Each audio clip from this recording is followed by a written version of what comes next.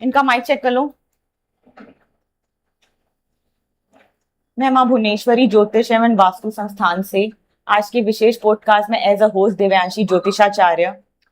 आचार्य लोहिताक्ष जी, मैं आपसे ये जानना चाहती हूँ कि उज्जैन नगरी के वासी हैं आप, और उज्जैन नगरी में ही लोगों के बहुत सारे काम यूं ही बन जाते हैं, लेकिन अगर वो आपसे संपर्क में रहते हैं या आपसे अपनी पूजा पाठ कराते हैं तो ऐसा क्या उन्हें प्रमुख चीजें मिल पाएंगी जो उनका जीवन बहुत सरल वे पे चला जाएगा?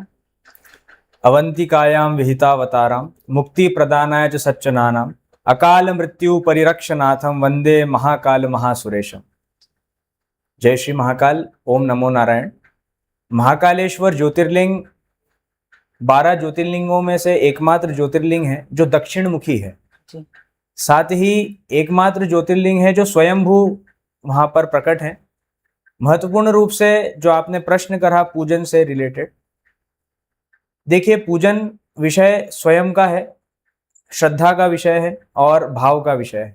और यदि कोई भी डिवोटी, कोई भी श्रद्धालु पूजन से रिलेटेड वहां पधारते हैं, चूंकि कर्क रेखा एकमात्र उज्जैन है जहां से पास होती है, साथ ही जिसे हम ट्रॉपिक ऑफ कैंसर कहते हैं, और वहां पर पूजन कराने का ये महत्व है चूंकि मंगल का उत्पत्ति स्थान भी है उज्जैन।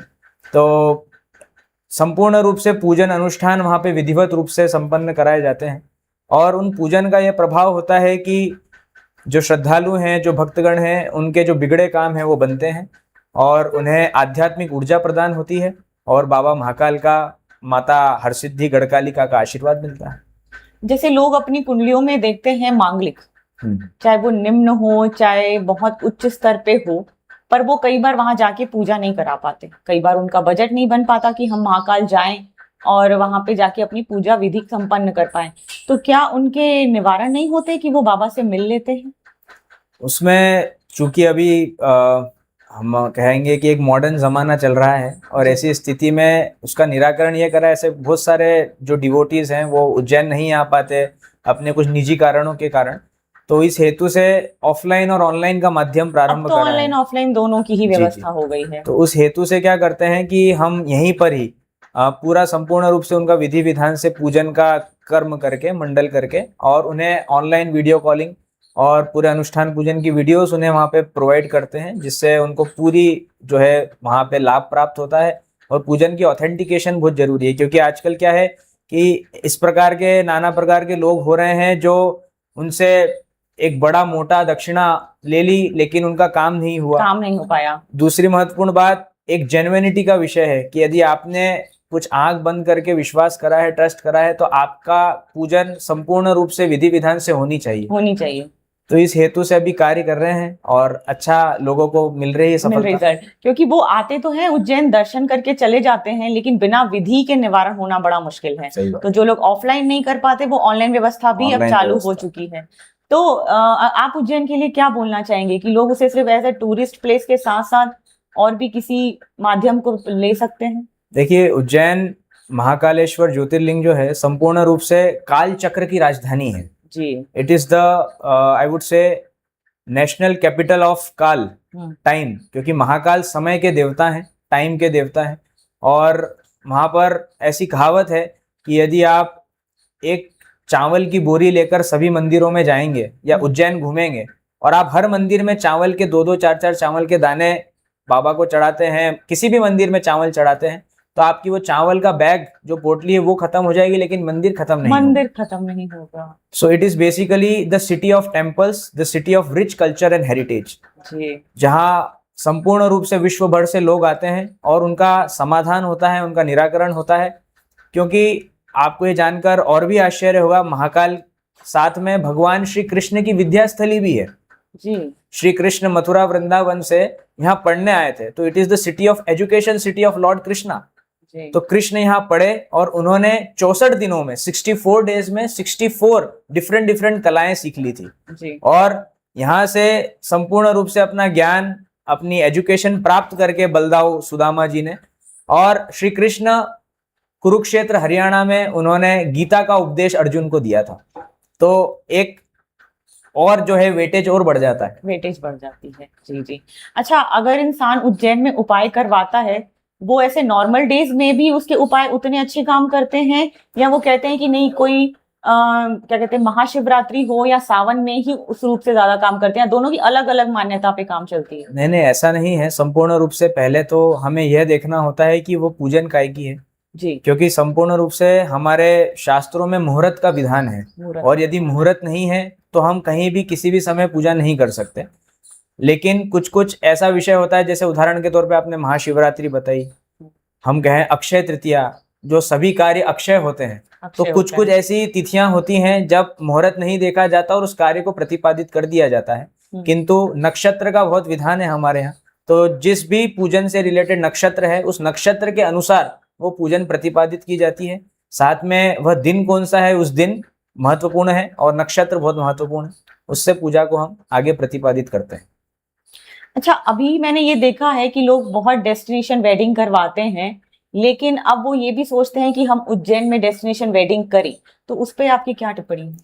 जी, डेस्टिनेशन वेडिंग का ऐसा है कि संपूर्ण रूप से मैं बताना चाहूँगा कि महाकाल की राजधानी है, काल की राजधानी है, और आजकल जो यंग कपल्स हैं, जो नए जोड़ा जोड़ी हैं, कपल्स हैं, उनकी ऐसी इच्छा होती है कि हम महाकाल की साक्षी में हमारा विवाह संस्कार संपन्न करें। विवाह संस्कार 16 संस्कारों में से एक संस्कार है जिसे हम पाणी ग्रहण संस्कार कहते हैं जी। और यह पाणी ग्रहण संस्कार आपकी महाकाल की जो है साक्षी में होता है, एविडेंस में होता है, तो उनका वेटेज और बढ़ जाता है। वेटेज और उनकी ऐसी इच्छा होती है कि संपूर्ण रूप से विधि विधान से हो, और विधि विधान ऐसे हो कि पूजन तो हर जगह होती है और यहाँ हो तो हमको एक लाइफ टाइम हमारा एक मेमोरी रहेगी कि हमने महाकाल की नगरी में शादी की। नगरी में की। जी जी जी। दूसरा एक विषय और होता है बजट। हाँ। यहाँ न्यूनतम इकोनॉमिक बजट में आपका विवाह संस्कार संपन्न होता है। जहां आप मेगा सिटीज में बात करें, अगर हम दिल्ली की बात करें, हम मुंबई की बात करें, या हम कहीं और भी मेगा सिटीज की बात करें, वहां पर जो विवाह संस्कार यहाँ पर 1 या 2 लाख में हो जाएगा, केवल विवाह संस्कार 3 लाख में हो जाएगा, वहां आपको 25 लाख 30 लाख देने पड़ रहे हैं। तो आपके लिए कितना ज्यादा सेविंग्स हुई। साथ में आपको क्योंकि विवाह हो रहा है, अब उसमें फोटोग्राफर भी चाहिए, उसमें केटरिंग भी चाहिए, तो ये सारी चीजें कॉस्ट बढ़ते बढ़ते इतना हो जाता है कि एक आम आदमी की जेब के हिस्से नहीं रहता वो। तो इस हेतु से भी लोग बाग यहाँ पे बजट फ्रेंडली, साथ में आध्यात्मिक दृष्टि से भी बढ़िया है, और हर चीज में मतलब हम कहेंगे कि 100 आउट ऑफ 100 है। अच्छा, कौन से ऐसे ग्रहों के आप स्पेसिफाई बताना चाहेंगे कि भाई उनके निवारण उज्जैन में स्वर्ण रूप से सही हो? देखिए, संपूर्ण रूप से मैं कहूंगा नवग्रह शांति, आपके 9 ग्रह ही आ गए, लेकिन मंगल का उत्पत्ति स्थान है, तो मंगल भात पूजा यहाँ पर संपूर्ण रूप से कराई जाती है, विधि विधान से कराई जाती है, क्योंकि मंगल का उत्पत्ति स्थान है।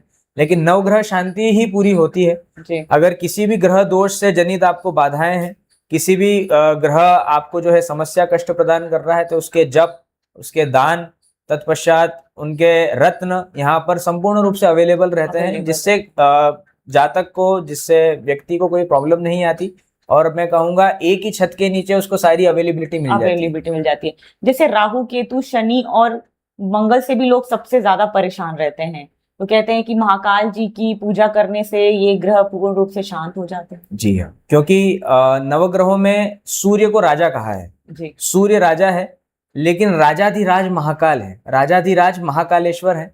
तो नवग्रह सूर्य के अंडर में आते हैं और सूर्य भी महाकाल के अंडर में आते हैं। तो जब आप महाकाल के अंडर में ही सारी पूजन कर रहे हैं और विधि विधान से पंचांग कर्म कर रहे हैं, हवन कर रहे हैं, क्योंकि क्या है कि हम भोजन करते हैं अपने मुख से, अपनी जिह्वा से, और वो भोजन पेट में जाता है, लेकिन जो महाकाल और जो आशीर्वाद देने वाले आपके भगवान हैं, वो अग्नि के माध्यम से भोजन करते हैं। इसलिए हवन का महत्व बताया है। और हवन में हवनीय द्रव्य आपके घी है, साकल्य है, और नाना प्रकार की जड़ी बूटियों से हवन यहाँ पर होता है, जिससे आपका जो आपके द्वारा दिया गया भोजन ईश्वर स्वयं अग्नि के माध्यम से करते हैं। महापिता मान गए तो सारे बच्चे मान ही जाते हैं। जी जी जी, ये विशेष बातें जो आज आपने हमारे पॉडकास्ट पे बताई, हमें अच्छा लगा कि ये ऐसी कुछ विशेष चीजें हैं जो इंसान अपने दिमाग में गलत भावनाएं बना के बैठा है। लोग ये सोचते हैं कि हमें डेस्टिनेशन वेडिंग या पूजा पाठ बड़े रूप में बड़ी जगह पे कराना चाहिए, या अपने सिटी पे कराना चाहिए, तो ये सारी मिथ है लोगों की। अगर इंसान वहां पे भी करवाता है तो कहीं ना कहीं उस पे एक आशीर्वाद रूप ईश्वर बैठा रहता है। जी, आपकी ये विशेष बातें इस विशेष पॉडकास्ट में लोगों का बहुत भ्रम दूर करेगी। मैं आपका तहे दिल से धन्यवाद करना चाहूंगी पंडित जी। बहुत बहुत धन्यवाद आपका इस पॉडकास्ट में आने के लिए। जय श्री महादेव। हर हर महादेव। हर हर महादेव।